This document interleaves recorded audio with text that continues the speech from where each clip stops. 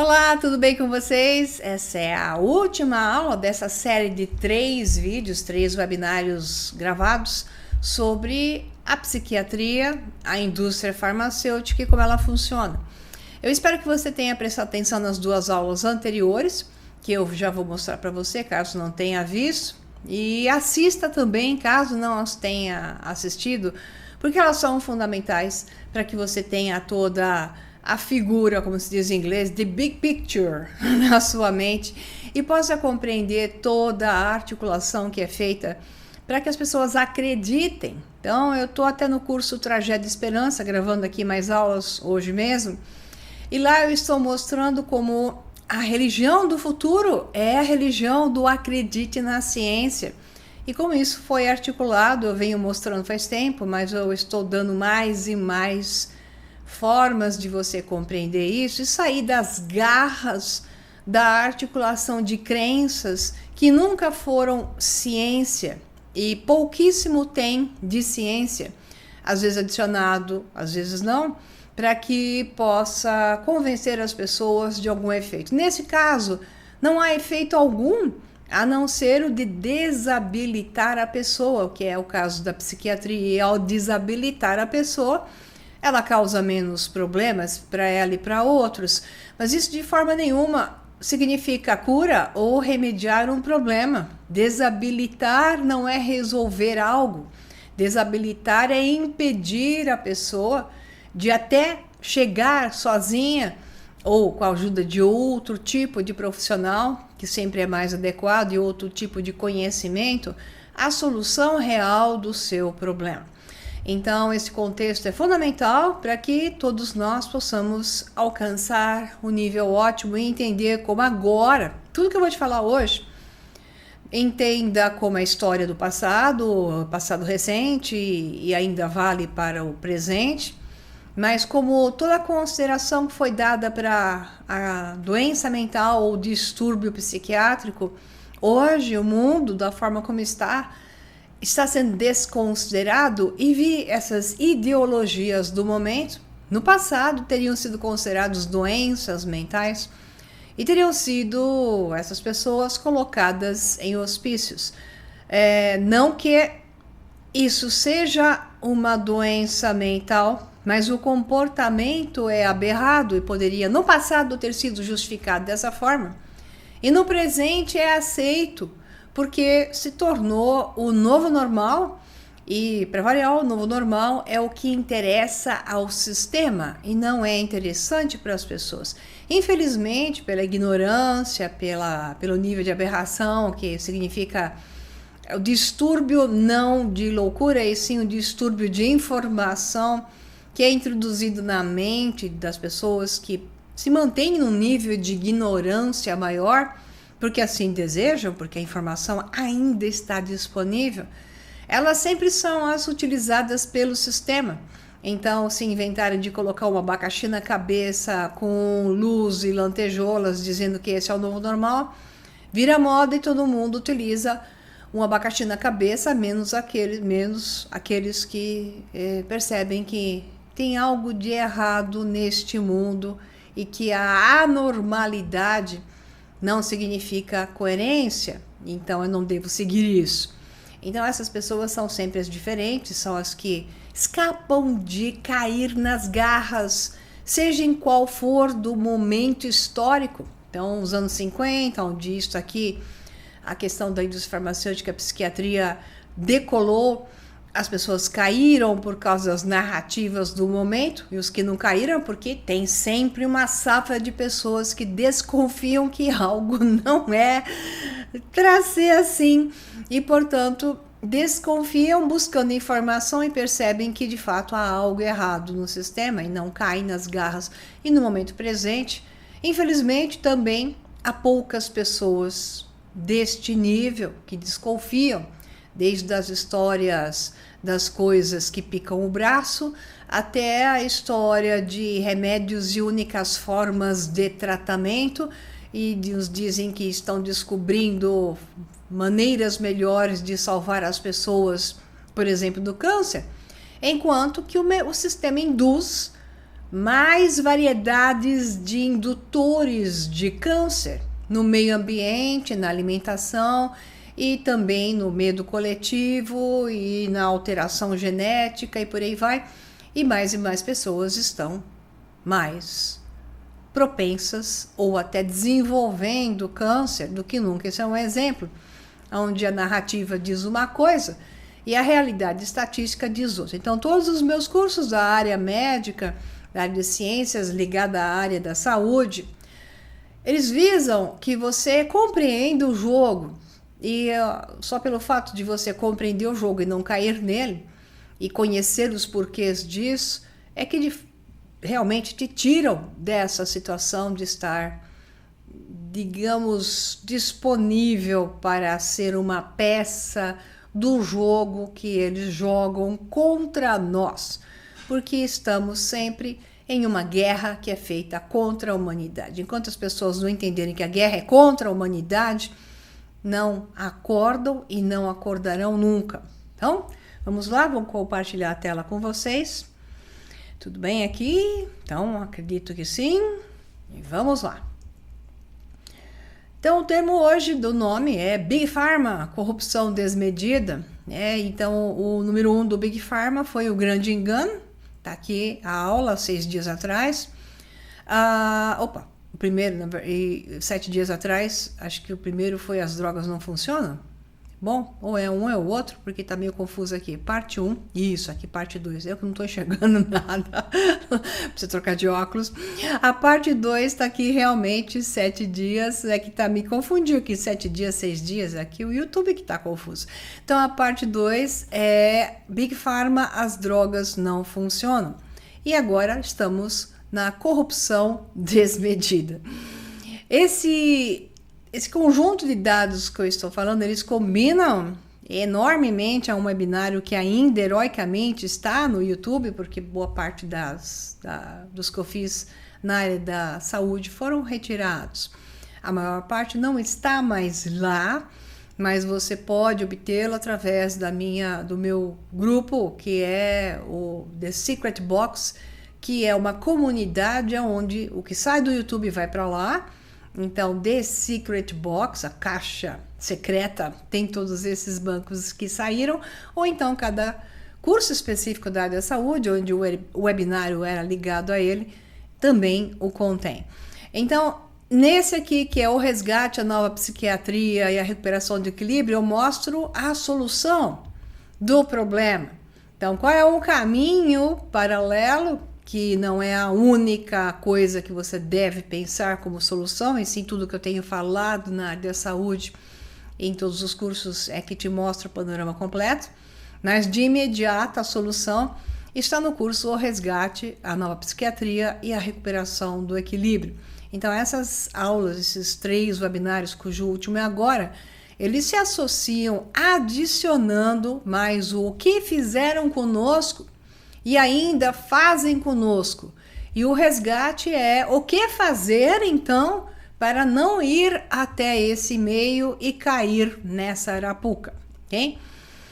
Então, como eu também falei nesses webinários, nós temos bons psiquiatras hoje, tem 2 safras, a safra que acordou e está contra esse passado, mostrando em grande número, sendo bons representantes da Harvard, o passado que não funcionava e que só danificava versus uma alternativa. Então essas alternativas também batem com exatamente essa nova psiquiatria da Harvard. Então digamos que eu estou mostrando a velha e estou te mostrando a nova está no resgate e aqui eu estou te mostrando a velha. Então esse texto encerra do excelente website, também eles têm website, tem canal do YouTube onde tá esses vídeos, por sinal, de onde eu tirei esse conteúdo, é do Academy of Ideas, que provavelmente o seu rapaz, que é jovem pela voz, ele não aparece, não sei o nome, não sei, ele não aparece, é só em vídeo editado,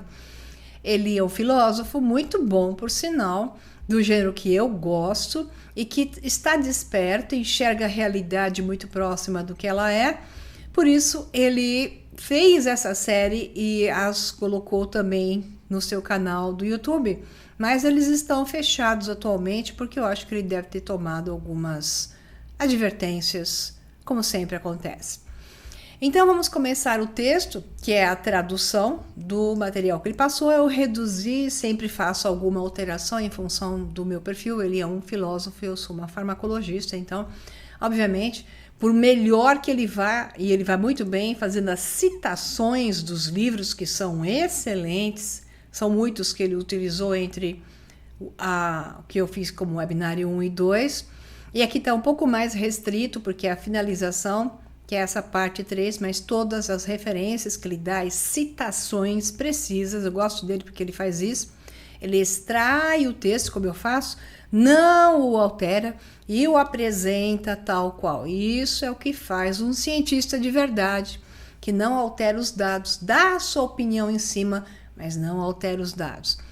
Então, vamos lá. Aqui é um trechinho para começar, onde a gente recupera um pouco a informação das aulas anteriores, para quem não viu, do livro em português traduzido seria Por que a Psiquiatria está fazendo mais mal do que bem? Não sei se esse livro tem em português. James Davis Cracked. Então diz assim, e aqui o termo cracked é engraçado. A psiquiatria é uma ciência e tem as ferramentas e o conhecimento à sua disposição para nos ajudar quando nossas vidas quebram. É o que se diz. Então, aqui ele diz, o James Davis, né, diz, essa é a história oficial que ouvimos. Aquela que ganha tempo de antena na mídia, tá? Então a mídia está repetindo isso.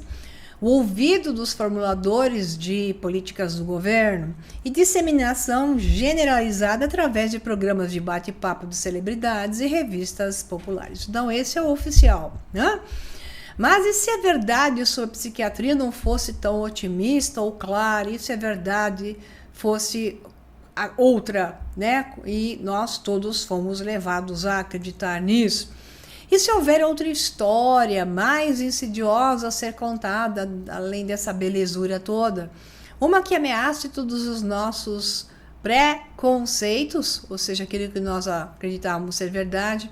Uma história alternativa, certamente existe uma história mais profunda e muito mais louca. Muito bem citado, então isso já te dá ideia do que eu falei nos outros dois. E cada um mostra um pouco mais do porquê isso é assim. Então, o público foi levado a acreditar que o diagnóstico de doença mental por psiquiatras e a prescrição de drogas psiquiátricas é uma prática baseada na ciência. E é o fato agora, nesta aula, que eu já dei outro ângulo nas outras, eu vou te mostrar mais do que nunca que esse não é o caso, ok? Então, eu até tive que buscar a fonte, porque é tão de arrancar os cabelos que eu pensei, esse rapaz nunca vai fazer uma coisa de não estar apoiado em fonte. Mas como ele não deu a referência exatamente, apenas o mencionou, eu, né, como se fala em espanhol, eu fui buscar para ver se realmente existia isso. E eu fiquei surpresa que é escancarada, a verdade é sempre escancarada. Nada está escondido, tudo está na sua frente e eles fazem de propósito que você a conheça. Está aqui, ó, 2013, o número até é fascinante. Então, aqui nesse journal, né, tá realmente uma avaliação aqui do Cracked, né, e tem exatamente a citação da pesquisa, que é de arrancar os cabelos, que eu vou te mostrar agora. E o número 13 diz, eu estou fazendo isso, os senhores do mundo, né, os dito cujos, os carcará-peçonhentos, como eu falo, eles colocam sempre as datas certas, né, com o número 13 presente, por exemplo, que é um dos mais constantes hoje, para mostrar que é assim que eles destroem a humanidade. Mas tudo está bem de frente para você. E nada é escondido. Eles fazem questão de não esconder. Por quê? Porque não é necessário. Porque quando as pessoas são doutrinadas, elas acreditam fielmente ou piamente nas mentiras que eles contam. E brigam, como é o caso comigo, brigam comigo e outros tantos heróis que estão querendo mostrar a verdade. That's it. Então, aqui da Universidade de Cambridge, né? E aí, A referência existe, então o texto existe, a documentação toda existe, e vamos para um trecho dela. Vamos olhar para os problemas com os métodos diagnósticos da psiquiatria convencional e explorar como a Big Pharma se infiltrou e corrompeu a indústria psiquiátrica. Aí vamos. Em 1973, um experimento inovador foi organizado por David Rosenhan, qualquer coisa assim, da Universidade de Stanford. 7 acadêmicos deram entrada em diferentes hospitais psiquiátricos nos Estados Unidos. Então, eles queriam fazer uma experiência de se eles, que são normais e bem da cabeça, seriam considerados pelo padrão psiquiátrico do momento loucos, esquizofrênicos, e seriam trancafiados, jogados, e achavam que seria jogado fora e drogados até o fim dos seus tempos. A pergunta era essa, e vamos ver o que aconteceu. Cada um disse ao psiquiatra de plantão, foram vários, porque foram vários locais que eles se desenvolveram, então não foram todos ao mesmo hospital, eles foram a médicos de vários hospitais psiquiátricos.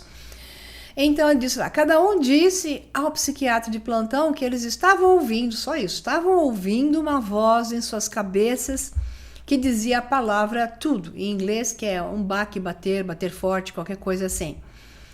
Então, fora isso, eles agiram normalmente, né? Todos os acadêmicos foram diagnosticados com esquizofrenia, internados em hospitais psiquiátricos e receberam medicamentos antipsicóticos. Hoje não seriam internados, porque hoje houve coisa, ser maluco, vai para a televisão e é chamado de um ser divino, ou então, se ele se vestir, o homem se vestir de mulher, então ele é ainda mais perfeito e mais magnífico. Veja bem, como eu falei, depende da época, o interesse do padrão. Entretanto, o objetivo do sistema é sempre criar loucos ou usar os seus conceitos para jogar os loucos, que também interessa hoje isso, em sistemas em que possam ser destruídos.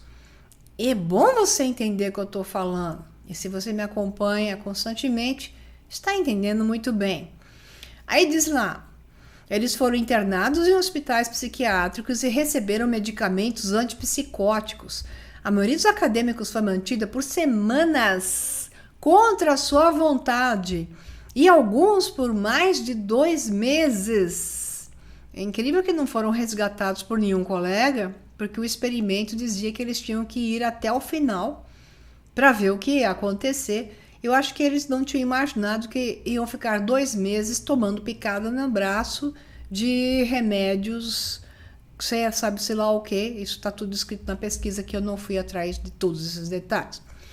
Então, confessar que eles eram sujeitos em um experimento científico, então eles disseram, para de me picar no braço, de me dar droga e me botar aqui para dormir o dia inteiro amarrados, né? Então eu falava assim, eu sou um sujeito de um experimento científico, não adiantou. Isso apenas solidificou a convicção dos psiquiatras de que eles eram loucos. A única maneira pela qual os acadêmicos conseguiram ser liberados foi concordar que estavam mentalmente doentes e fingir que estavam melhorando. Então, hoje, primeiro. Para você sair de um sistema louco, você tem que jogar através do sistema louco e contornar. Isso se chama fluir, porque não há como você sair disso, porque eles estão fazendo um jogo tão sórdido e tão impositivo. Veja bem, ele não está investigando o seu problema, ele está impondo a definição do que você é sem julgamento. Então, mesmo sendo completamente sadio, ele é então ainda mais amarrado. E quanto mais ele mostra o contrário, mais amarrado ele fica. Eu quero que você entenda que esse jogo tem hoje também. Mas não é só da psiquiatria, esse jogo é para tudo. É o novo normal, é o conceito. E não é só o sistema que faz. são as resultantes do sistema. Então você tem a turma, exemplo na política, da direita, que julga o outro do outro lado porque não é do seu lado, e o da esquerda julga o da direita sem avaliar contexto. Eles vão dentro da normalização que foi criada em sua mente e do limite tão baixo de informação que ele recebeu. A crença, ele não questiona a sua crença, não questiona se o que ele crê realmente é dessa forma, e se ele deveria ou não estar agindo dessa maneira frente àquele ser, né? Ele não questiona. Então você tem isso na política, religião, então muçulmanos e cristãos que vão se debater agora mais do que nunca, porque tudo o sistema joga. Quando você entende o algoritmo presente nisso, que está desde a origem da humanidade sendo utilizado, isso não é só da psiquiatria, é de um padrão de imposição onde a verdade não existe. Então, quando a verdade não existe e se cria então um mundo de simulação, se você sai da simulação, você é punido. Isso é desde o início dos tempos. A graça é que isso está desde o início dos tempos. E poucos enxergam que o jogo é um só. Se cria um simulacro, o simulacro é imposto, se faz os cegos e ignorantes acreditarem, e os cegos e ignorantes defendem um simulacro onde a verdade nunca existiu, ou ela está totalmente coberta por um monte de véus de mentiras e de desvios daquilo que ela é. Então, ao ver isso, eu fui pesquisar um pouquinho mais e encontrei que você até na Wikipedia tem isso em detalhes. Tá aqui, você pode ir lá ver o Rosenhan Experiment, né? Então, experimento pseudopaciente. Em inglês é isso, em português é esse termo, experimento pseudopaciente. Ao ouvir uma palestra de Ronald D. Lang, um psiquiatra associando as alegações antipsiquiátricas, Rosenhan concebeu o experimento como uma forma de testar a confiabilidade dos diagnósticos psiquiátricos. Então, o estudo concluiu que está claro que não podemos distinguir os sãos dos loucos em hospitais psiquiátricos, e também ilustrou os perigos da desumanização e da sugestão em instituições psiquiátricas.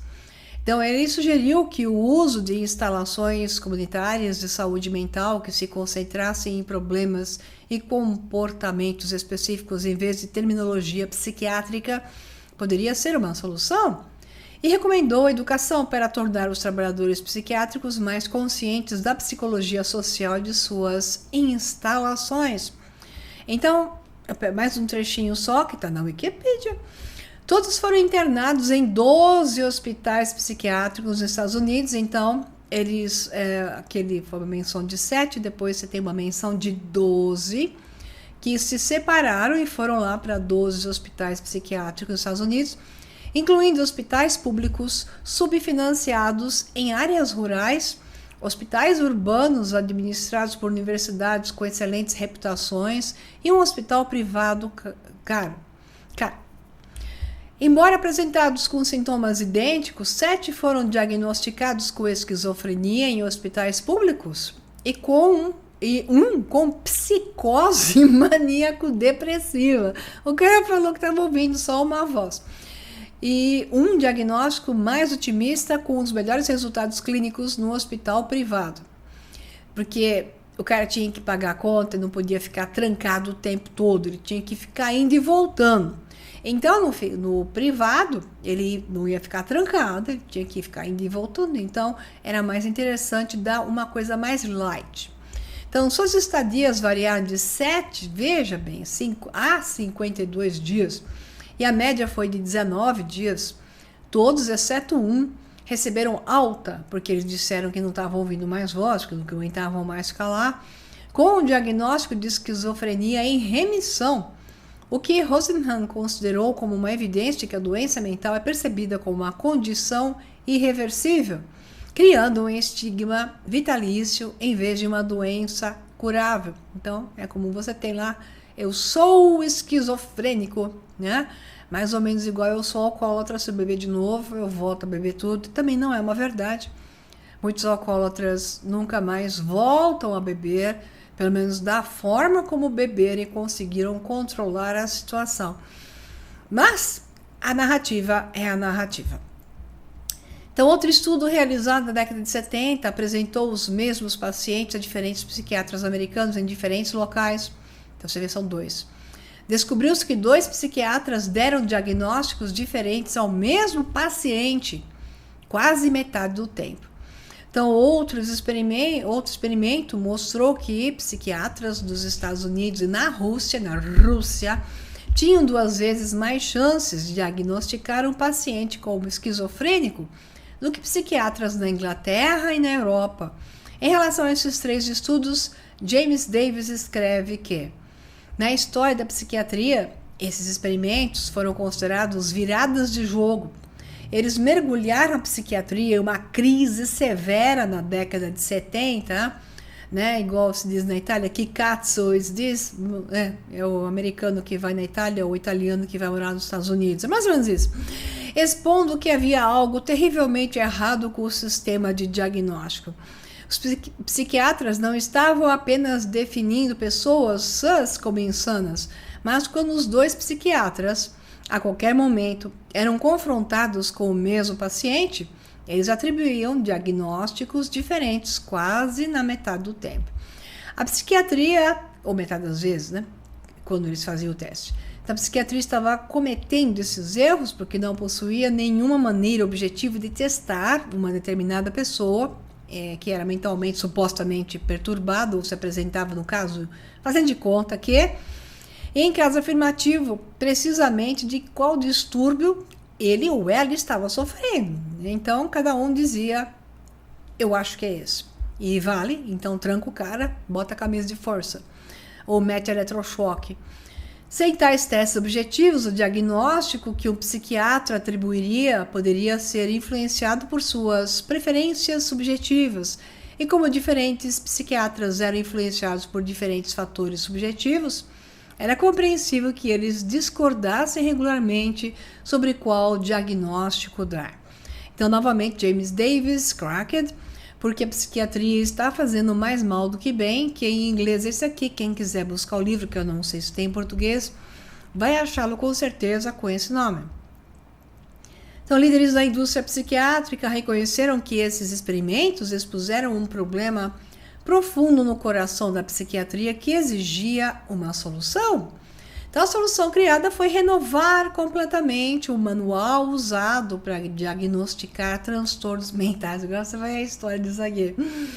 Esse manual é chamado de DSM, que eu já mencionei ele, de como é falho utilizá-lo da mesma forma, ou Manual Diagnóstico e Estatístico de Transtornos Mentais, que eu expliquei isso aqui através do trabalho de uma médica psiquiatra da Harvard, mostrando, desmontando isso aqui, né?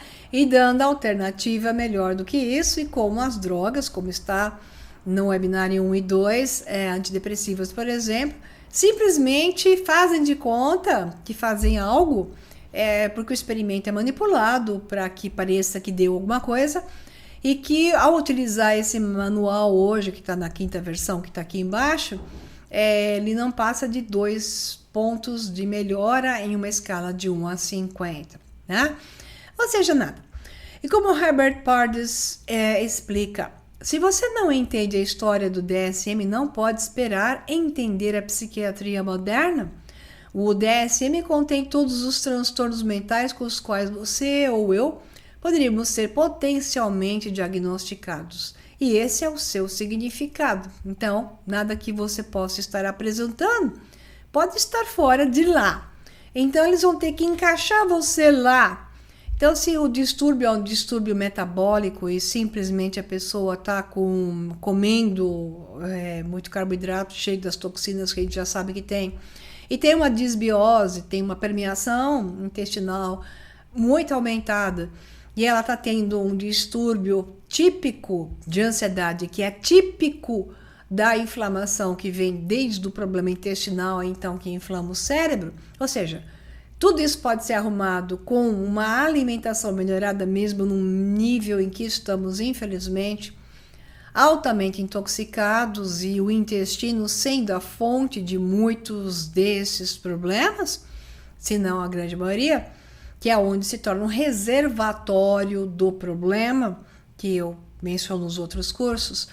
Então não importa, porque independentemente de qual seria a alternativa para a solução, que é hoje essa safra nova de psiquiatras desse padrão dos dois que eu mencionei, principalmente da Harvard, mas tem mais outros que eu também já mostrei, eles mostram que a saída às vezes é mais simples do que parece, né? E a recuperação é possível frente ao que entra em um diagnóstico como esse, que te coloca em uma doença que vai te colocar umas drogas e que a tendência é só piorar você. Deixa eu só tirar esses risquinhos vermelhos embaixo, corrigindo aqui a ferramenta de ortografia.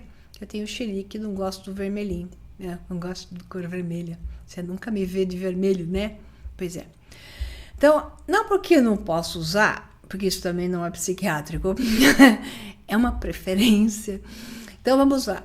Então, a segunda edição do DSM, publicada em 1968, consistia em definições vagas de doença mental que deixavam muito espaço para a interpretação subjetiva.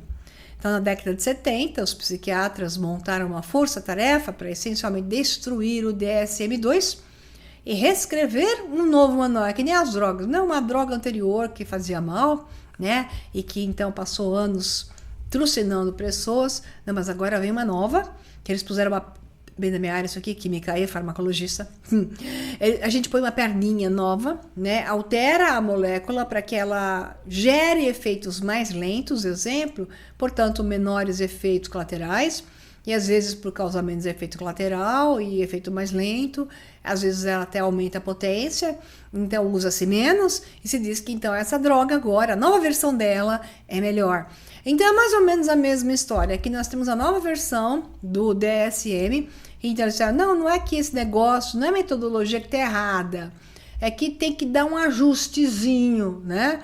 Aí se faz um ajustezinho, diz agora sim, né? E passa-se a dar a droga ou aplicar o bulário em todo mundo. Então você não tem escape da mesma forma. Então, Allen Francis, presidente emérito do Departamento de Psiquiatria da Universidade de Duke, explica como o lançamento do DSM-3 impactou enormemente não apenas a comunidade psiquiátrica, mas o público em geral. Então, aqui nesse livro que está na tradução do inglês para o português, porque eu não sei se esse livro tem em português também. Então, na tradução seria Salvando o Normal. Então, DSM significa Manual de Diagnóstico e Estatística. Até 1980, os DSMs eram pequenos livros obscuros com os quais ninguém se importava ou lia. Então, o médico psiquiatra continuava com o dedo no ar, dizendo, eu acho que é isso e acabou. Então, DSM-3 irrompeu em cena, um livro muito gordo, mate o jogo, que rapidamente se tornou um ícone cultural, porque para valer tem que ser muito gordo, muito grande, pesado. Um best-seller, então, se torna assim, porque ele se torna a Bíblia. Então, todo mundo tem que ter a Bíblia, né? E não é à toa que todos os livros da área da medicina, pelo menos os que a gente estuda, 5 anos de Unicamp, eram livros desse nível que você jogava em cima da bancada, né? E não dá para carregar o trem. Ainda bem que eu sempre fui do mundo do eletrônico, eu tinha tudo digitalizado, porque eu me recusava a ficar carregando. A Hermione Granger, que gosta do Harry Potter, que gosta de carregar esses livros enormes e joga na bancada e aquela poeira sai, e ela acha o máximo, mas eu não, eu gosto do mundo digital. Mas todos eles são assim, desse tamanho, para quê? Porque é para você sentir com a Bíblia. Entende o jogo? Então, porque estabelece o limite crucial entre a normalidade e a doença mental, então esse DSM ganhou um enorme significado social, né? e determina todos os tipos de coisas importantes que têm um enorme impacto na vida das pessoas. Isso, então, foi considerado, este aqui é a nossa Bíblia, é aqui, nós rezamos, e não tem como discutir com uma coisa que é considerada a Bíblia, né? E ali estava o tratamento que tinha que oferecer. Então, o médico não precisava pensar, ele só precisava classificar a pessoa naquele xizinho, e aí já sai. Hoje nós temos uma medicina assim, então se você vai numa consulta dessas de plano de saúde, e você tem 15 minutos, e se com o médico, ele não olha para sua cara, ele está com o computador na frente, com raras exceções. Ele não olha para sua cara, está com o computador na frente, porque ele é obrigado a preencher tudo, né? E começar a fazer o checklist, e daí sai o diagnóstico e sai o que você tem que tomar. Aí você fala, mas eu não quero tomar esse negócio, eu quero... Não tem saída, é isso aqui, já está imprimindo lá a receita para você, e dane-se e volta depois. É bem assim. Então esse DSM-3 foi uma sensação da noite para o dia, esgotou rapidamente e criaram escassez. Então a Associação Americana de Psiquiatria levou 6 meses para imprimir cópia suficiente. Quanta incompetência, porque não tá para contratar outras empresas de impressão? Claro que dá. Elas fizeram ficar dessa forma, gerando escassez, para exatamente criar essa sensação de que isso realmente é a última coisa mais magnífica do mundo que se pode obter. Então você tem que se esforçar, entrar na fila, é a última Birkin, né? Fique 6 meses na fila da Birkin para conseguir uma bolsa que é dura, que nem uma pedra, pesa 1 tonelada e é feia que dói, né? Mas é a Birkin. É a mesma coisa, entenda os paralelos. Então essa chamada Bíblia da psiquiatria se tornou o manual padrão que os psiquiatras de todo o mundo usavam para diagnosticar transtornos mentais. Com o seu lançamento e notável sucesso, parecia que o campo da psiquiatria havia superado os seus problemas de diagnóstico, fica até poético, né?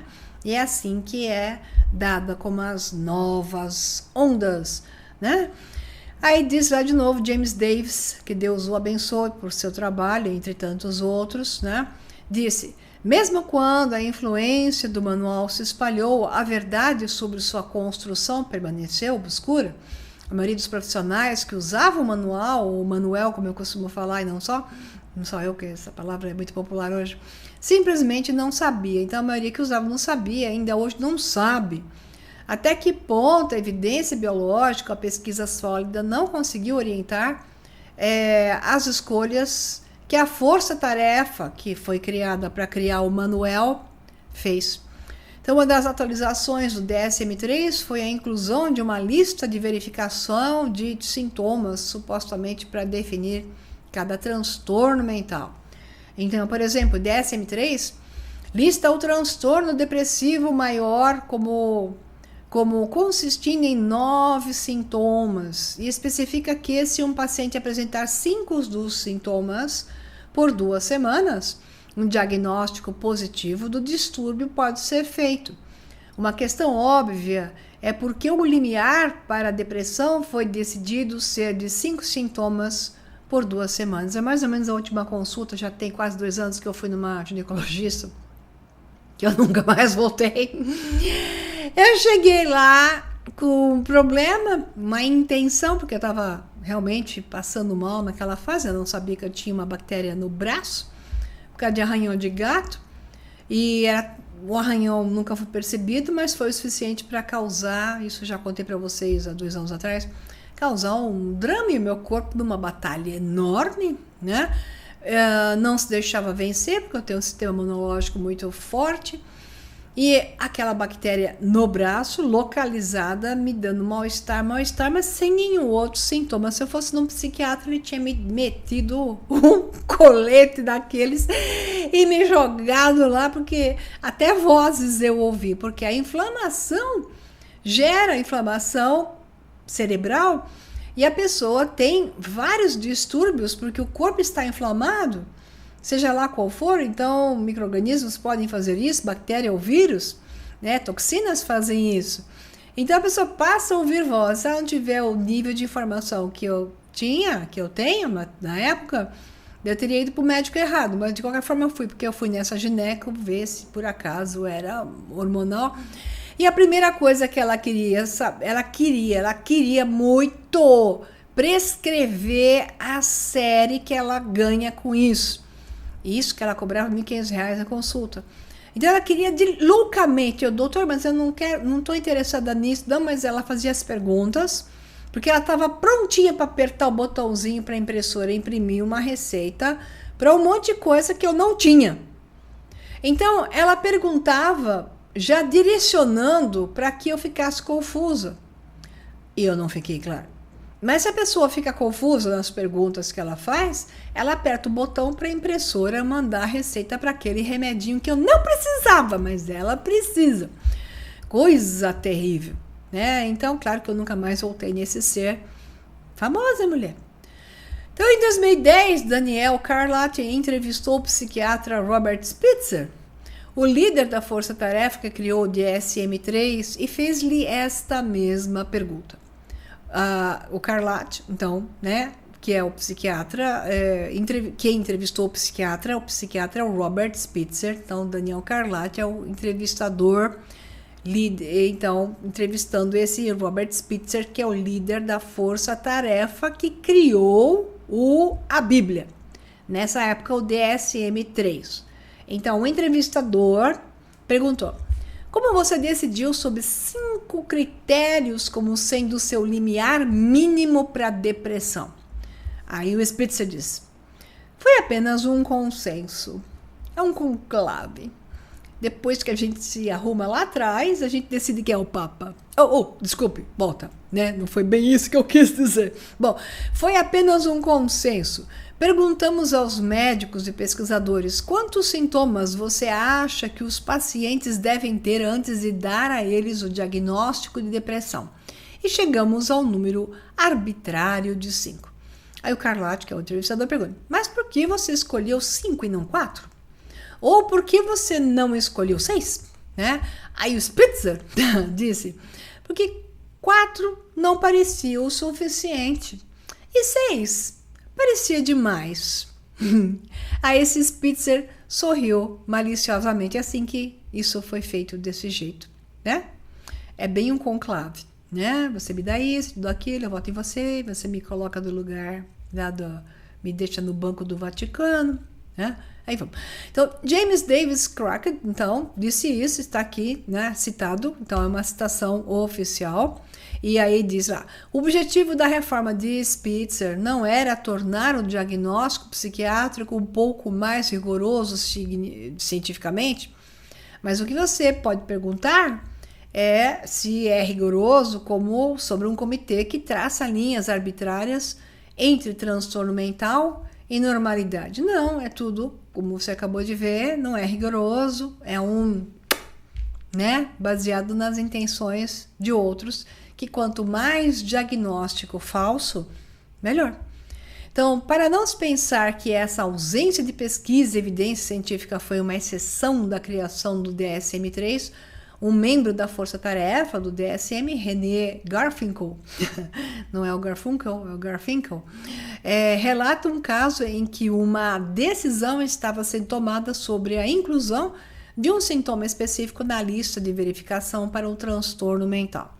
Então, em uma ocasião, diz aqui, eu estava sentado em uma reunião da força-tarefa e houve uma discussão sobre se um comportamento específico deveria ser classificado como um sintoma de distúrbio específico. Então, à medida que a conversa se desenvolveu, para o meu grande espanto, um membro da força-tarefa de repente disse: não podemos incluir esse comportamento como um sintoma porque eu faço isso.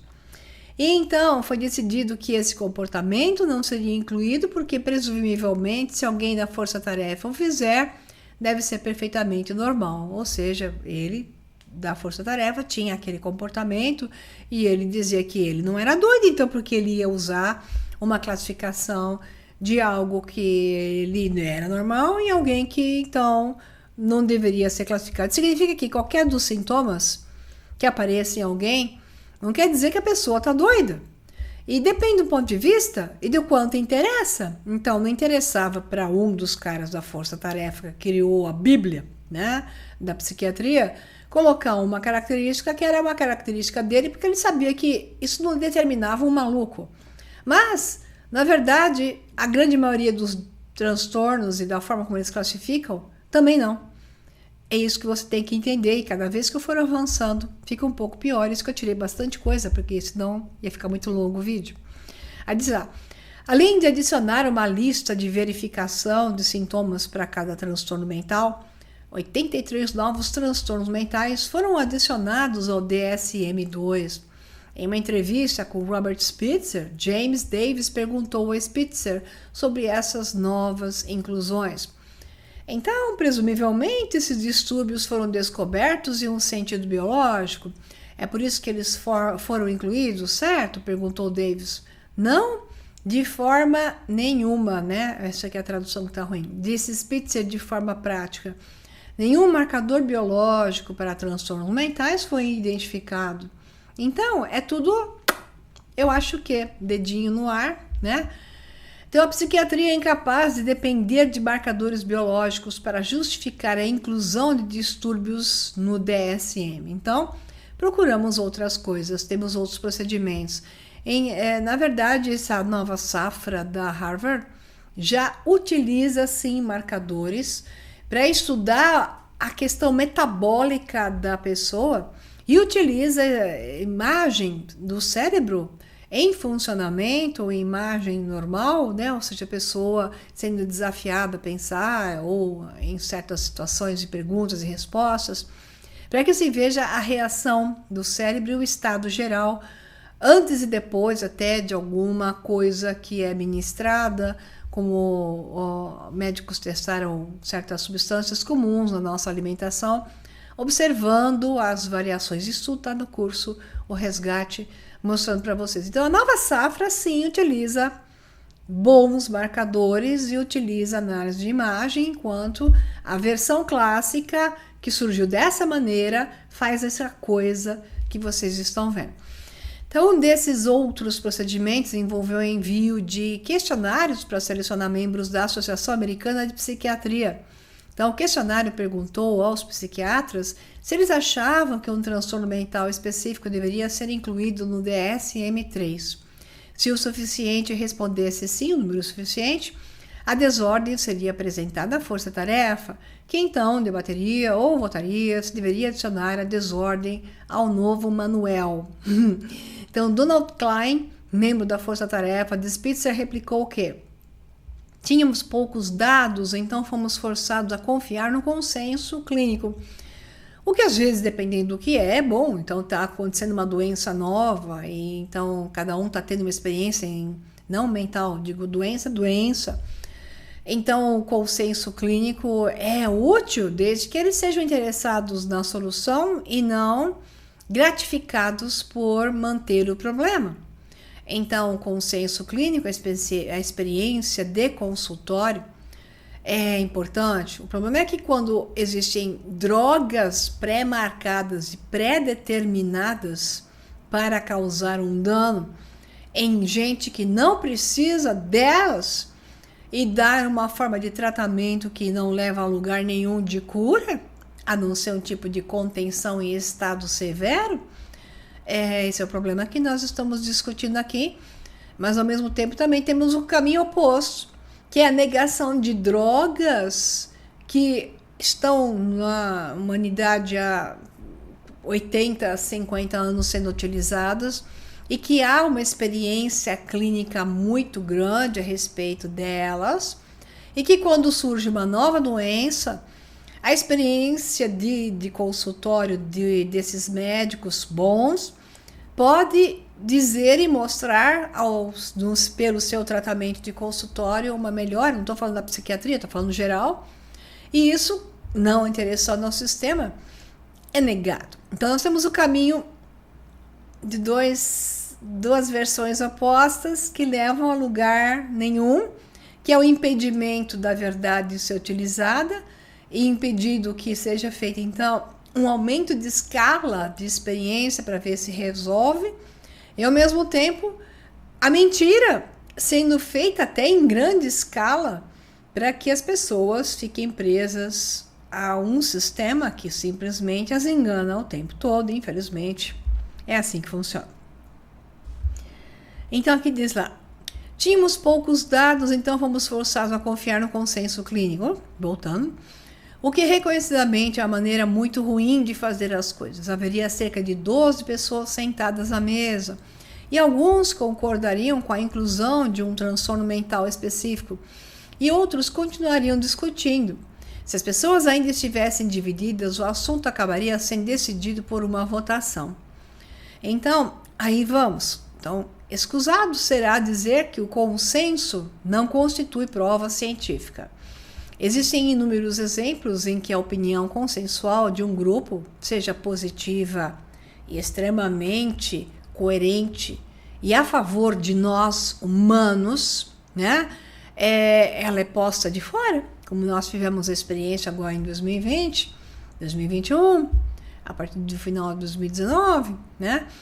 Ou então, um grupo de especialistas entra num consenso, mas a prova disso não é feita porque ela seria duvidosa se fosse buscada a prova verdadeiramente científica, como é o caso daquilo que se pica os braços, por exemplo. Então, como James Davis escreve, se um grupo de teólogos respeitado concorda que Deus existe, isso não prova que Deus existe. Entenda o que ele quer dizer, caso você seja religioso radical. Então, tudo o que prova é que esses teólogos acreditam nisso. Então, em que sentido o acordo psiquiátrico é diferente? Porque quando um comitê de psiquiatras concorda que uma coleção de comportamentos e sentimentos aponta para a existência de um transtorno mental, o resto de nós deveria aceitar que eles estão certos? Isso cabe para tudo. Hello! Vou até usar o termo religioso. Jesus! Entendam! Esse é o jogo. Esse é o jogo para tudo hoje. Inclusive no meio jurídico, que a Constituição e as leis não servem para mais nada. Então, em 2012, James Davis entrevistou a psicóloga da Harvard, Paula Kaplan, que foi consultor de 2 comitês do DSM sobre os seus pensamentos sobre os métodos que deram origem ao tal do DSM-3. Então, aqui, Paula Kaplan, citada em James Davis Crockett, de novo, porque a psiquiatria está fazendo mais mal do que bem. Então, ela diz lá, foi tão metodologicamente falho que seria reprovado em um exame de graduação. Na verdade, estava tão cheio de erros básicos que eu realmente decidi usá-lo em um exame de graduação, no qual pedi aos alunos que apontassem todos os erros metodológicos concebíveis, porque tinha tantos. Então, sobre a pesquisa de Spitzer, o que ela prova é que um grupo de psiquiatras que trabalham na mesma instituição deu um mesmo rótulo, certa ou erroneamente, a um determinado conjunto de comportamentos. Então, porque você vai entender por que o que tem por trás. Então, esse é o livro, então, porque que a psiquiatria está fazendo mais mal do que bem. James Davis explica como o público em geral e a comunidade psiquiátrica foram enganados a pensar que o DSM é um manual científico. Então, as pessoas não sabem que as definições do distúrbio artificial, né? Então, dos distúrbios artificiais, a validade dos distúrbios incluídos e os limites de sintomas que as pessoas devem atender para receber o tal diagnóstico, o checklist, né? Não foram decididos por evidências científicas sérias, mas foram o produto de decisões de um comitê. Em resumo, a maioria das pessoas não sabe que as mudanças fundamentais que Spitzer trouxe para a psiquiatria global exigiram apenas o consenso de um grupo extremamente pequeno de pessoas. Então, James Davis, né, falou isso e está muito bem documentado, e quanto mais você olha, outros também estão falando a mesma coisa. Então, para piorar as coisas, muitos psiquiatras que foram membros das forças-tarefas e comitês para fazer esse DSM receberam e continuam a receber recompensas financeiras das empresas farmacêuticas. O nome deles está na lista dessas grandes empresas. Mesma coisa que temos e tivemos abruptamente hoje dentro daquela coisa que foi dramática, que aconteceu há pouco tempo.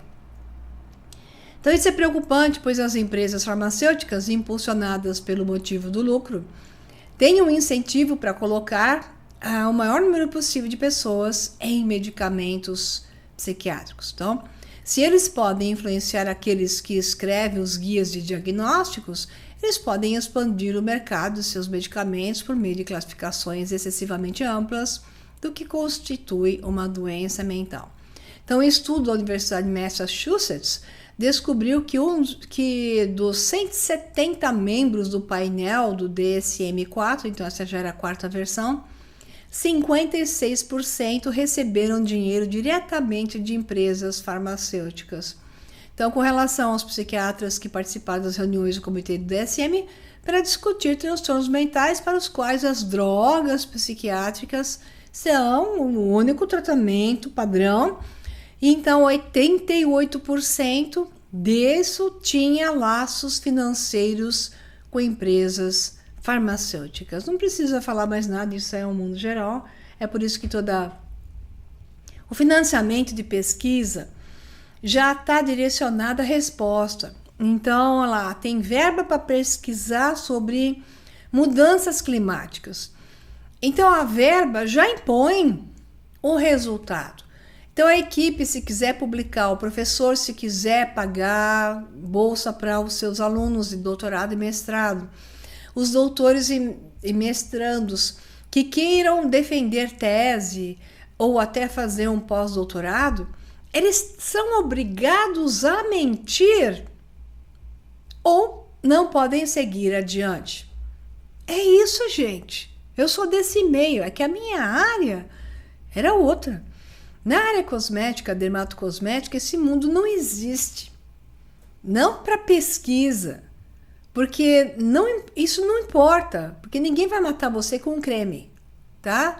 Então, embora tenha um monte de gente louca também falando um monte de porcaria a respeito de protetor solar e etc., que são pessoas que não entendem do que estão falando e pegam a carona do horror e de coisas que no passado até existiu e depois que foi descoberto foram descontinuados e continuam falando como se existissem.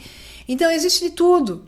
Existe aquilo que foi ocultado, aquilo que de fato veio à luz e foi corrigido de maneira correta e continua sendo falado como sendo a única coisa existindo, para que a desinformação seja de que via, não importa, é como o Trump hoje, o papel dele é ser o trickster, né? Então, Satã é fazer a confusão constante, as pessoas não sabem mais o que é certo e o que é errado. Então, o que mais importa para o sistema é o certo e o errado misturado o tempo todo, para que elas percam a chance de poder julgar corretamente. Demanda muito esforço saber julgar. Então, da mesma forma, entra a turma só baseada em mentiras, querendo fazer verdades com elas, que são falsas verdades, como algumas verdades que surgiram, que são transformadas em mentiras a posterior, porque isso já não faz mais sentido dentro do contexto atual. Então, infelizmente, nós temos jogos por todos os lados. E é muito difícil fazer a grande maioria das pessoas, então nós temos um pequeno grupo só de pessoas capazes de flexibilizar o raciocínio. Porque para flexibilizar entre o que serve e o que não serve, necessita um bom banco de dados e uma capacidade de julgamento baseada em dados válidos frente a uma análise mais ampla, coisa que não é fácil encontrar. Bom, aí continua aqui. O renomado psiquiatra Loren Mosher ficou tão chocado com as cadeias financeiras que ligam os psiquiatras às empresas farmacêuticas que, na virada do século, renunciou à Associação Americana de Psiquiatria, alegando que a psiquiatria foi quase completamente comprada pelas empresas farmacêuticas. Aí tem um ser, né, de ética profissional. Então, em sua carta de demissão, ele escreveu: após quase 3 décadas como membro, é com uma mistura de prazer e decepção que apresenta esta carta de demissão da Associação Americana de Psiquiatria. A principal razão para essa minha ação é a minha crença de que, na verdade, estou me demitindo da Associação Psicofarmacológica Americana, ou seja, eles querem prescrever algo porque a indústria farmacêutica vai ganhar com isso e eles também. Então, felizmente, a verdadeira identidade da organização não requer nenhuma mudança na sigla. Então, o Lorraine Mosher, citado em Anatomia de uma Epidemia por Robert Whittaker, né? Então, fatores sociais como o uso compulsivo de smartphones e mídias sociais, o declínio das formas comunitárias de apoio social, toda essa desconstrução ética, moral, de conceitos de valor e daquilo que é a natureza das coisas, está destruindo as pessoas, de fato. Então, nós temos uma desconstrução cerebral brutal, sem falar o ataque à saúde via uma alimentação contaminada por todos os lados, medo, insegurança. Então, tudo isso, e etc., etc., está contribuindo para um aumento dos problemas de saúde mental. No entanto, ao praticar a medicação intensa dessas experiências e emoções humanas normais, como medo, ansiedade, tristeza ou depressão, a psiquiatria cria a ilusão de uma epidemia de saúde mental que transformou dezenas de milhões de seres humanos normais em consumidores de drogas psiquiátricas. Então, aqui vai mais uma frase, né, de novo, James Davis dizendo: a psiquiatria não apenas expandiu sua jurisdição sobre mais de nós, ou seja, 1 em cada 4 de nós, aparentemente agora, sofre de um transtorno mental. Por quê? Porque vai cair na classificação. Ou, devido a todas essas influências, a pessoa tem algum sintoma que vai ser classificado dessa forma. E não quer dizer que, ao dar-lhe uma classificação, isso é bom para você. É isso que ele quer dizer. Mas também, ao inflar o número de transtornos mentais, criou um enorme mercado para tratamentos psiquiátricos, ou seja, para vender drogas. E como o Robert Whittaker explica em Anatomia de uma Epidemia, esse aqui é excelente, as empresas farmacêuticas não teriam sido capazes de construir um mercado de 40 bilhões para medicamentos psiquiátricos sem a ajuda de psiquiatras. O público procura os médicos para informações sobre doença e a melhor forma de tratá-las. E assim que foram os psiquiatras acadêmicos, vão até eles, pagos pelas indústrias farmacêuticas para servir como consultores, em conselhos consultivos e como palestrantes, que em essência atuaram como vendedores para essa empresa, que é o caso daquela médica ginecologista, que não estava nem interessada em ouvir o que eu tinha para dizer. Ela queria que eu respondesse ela estava lá com a canetinha doidinha no papelzinho, mas doidinha para sapuletar 3 ou 4 receitas de coisas que eu não precisava, inclusive recomendação de vacaxinas. Então, para tornar as coisas mais corruptas, as empresas farmacêuticas são de longe as maiores financiadores de ensaios clínicos sobre a eficácia e segurança das drogas psiquiátricas, que é o que eu falei, né? Hoje os pesquisadores, eles não têm verba se não fizer uma pesquisa direcionada para encontrar o resultado desejado pela indústria farmacêutica. Então, James Davis escreve que quase todas as pesquisas sobre drogas psiquiátricas, antidepressivos, neurolépticos, tranquilizantes, agora são financiados por produtos farmacêuticos. Você pode contar com 90% de todos os ensaios clínicos no Reino Unido, que ele está dando exemplo lá, que ele domina a informação, são conduzidos ou encomendados pela indústria de medicamentos. Tudo, pessoal.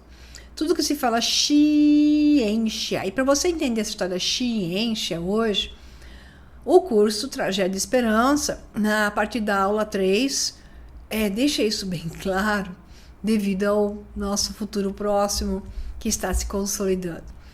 Aí diz lá, aqueles que recebem financiamento de empresas farmacêuticas, sejam psiquiatras ou pesquisadores, devem adaptar sua pesquisa escrita, tá certo, é isso mesmo, e opiniões para atender às demandas das indústrias, das empresas farmacêuticas, ou então sofrer repercussões financeiras e profissionais e inclusive perder o emprego. Porque o seu chefe só quer o auxiliar, que é o doutorando, por exemplo, o pós-doc, que esteja de acordo com o jogo. Eu vi isso. Então, como exemplo, o psiquiatra David Healy recebeu o prestigioso cargo do diretor clínico da Clínica de Humor e Ansiedade da Universidade de Toronto. Antes de começar a posição, ele deu uma palestra sobre depressão e alertou que os antidepressivos poderiam provocar impulsos suicidas.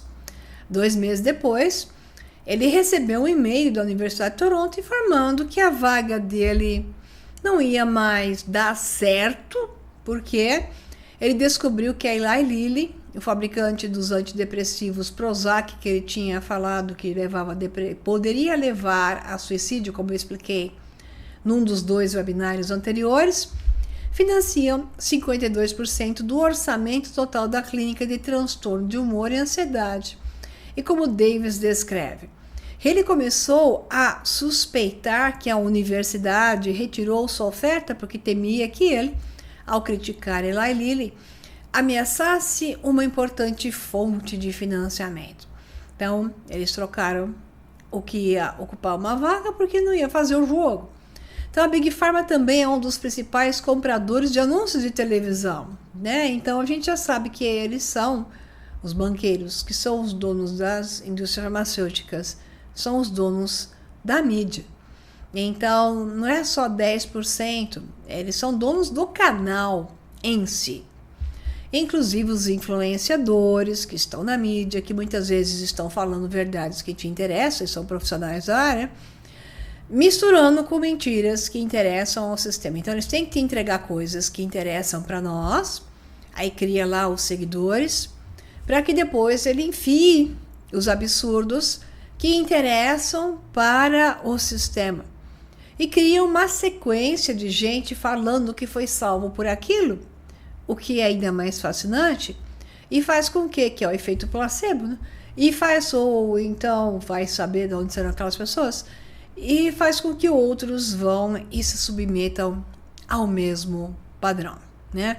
Então, o fato que a teoria do desequilíbrio químico nunca foi comprovada não parece importar para essas corporações que fizeram suas afirmações públicas como se fossem baseadas em certezas cientificamente estabelecidas.